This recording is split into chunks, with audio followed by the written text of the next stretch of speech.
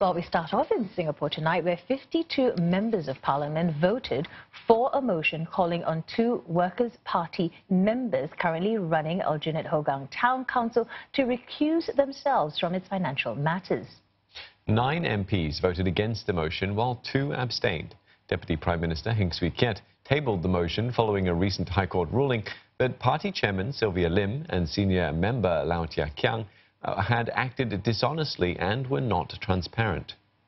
And the judgment, which came after an 8-year saga, found that Mr. Lau and Ms. Lim had breached their fiduciary duties by appointing a managing agent without calling for a tender. This appointment resulted in more than 33 million Singapore dollars being paid to the managing agent, which was helmed by conflicted parties. The judge described the actions of the members of parliament as dishonest and said their conduct lacked integrity and candour. Neither the Workers' Party MPs nor Aljunied-Hougang Town Council have responded to the judgment, which was made last month. Deputy Prime Minister Heng made the call to put forth the motion to affirm the importance of high standards of integrity and accountability in Parliament. Almost 4 weeks have passed since the court judgment. The Workers' Party has been totally silent on this matter. So has AHTC. This is why I have to ask in Parliament, what does the current chairman of AHTC, Mr. Faisal Manap, intend to do? At the minimum, will he apologize to residents of Aljunied and Hougang for letting them down? An apology will be the first step, a belated recognition that they had let residents down and an intention to put things right. Is he going to require the MPs so severely judged and found wanting by the court to recuse themselves from the town council affairs pending the disposal of any appeal they may file? Very serious adverse findings were made against them, findings that go to the heart of the integrity of these MPs and the deceptive manner in which they conducted the town council's affairs. How can they remain in charge of the town council's affairs as if it's business as usual? At the very least, should not the chairman and other town councillors require them to recuse themselves from handling the town council's financial matters as called for in this motion? Until the appeal is, if any, is over, will Mr. Faisal Manap remove Ms. Sylvia as vice chairman? Or will he allow her to continue to be in a position where she can co-sign checks on behalf of AHTC?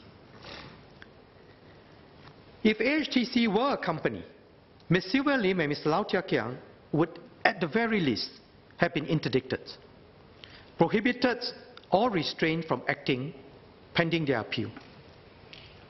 Most likely, they would have been forced to leave the company a long time ago, when AGO and then KPMG made their findings, instead of being allowed to carry on in the same roles and enjoying the same degree of financial oversight over public funds.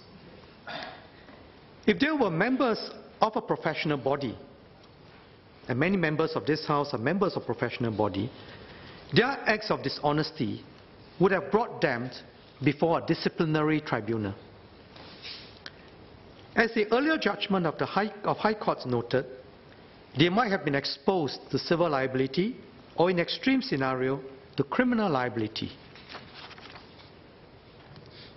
And in light of how they have misled this House, in the absence of a response by the Town Council, I would like to know what, if anything, the Workers' Party's remaining MPs and NCMPs propose to do about these findings pending any appeal. Will they at long last be conducting their own investigations, or will they continue to dodge and deny? As Secretary General and Chairman, respectively, of the Workers' Party, Mr. Pritam Singh and Ms. Sylvia are responsible for party standards and discipline. Both are themselves involved in the AHTC problem. But it is still their duty to act for the Workers' Party. Will they apologize on behalf of the Workers' Party? Will they direct Mr. Faisal Manap to do the right thing to protect AHTC's governance?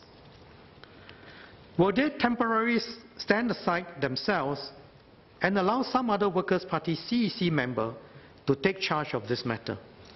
Again, a standard practice in the corporate world. If nothing is done from now till the appeal is concluded, we will be forced to conclude that the Workers' Party, by its inaction, in fact endorses the dishonest conduct and the breach of the fiduciary duties that's already occurred and is complicit in the wrongdoing. I hope that the Workers' Party will take action. There were other financial and governance lapses which occurred in AHTC.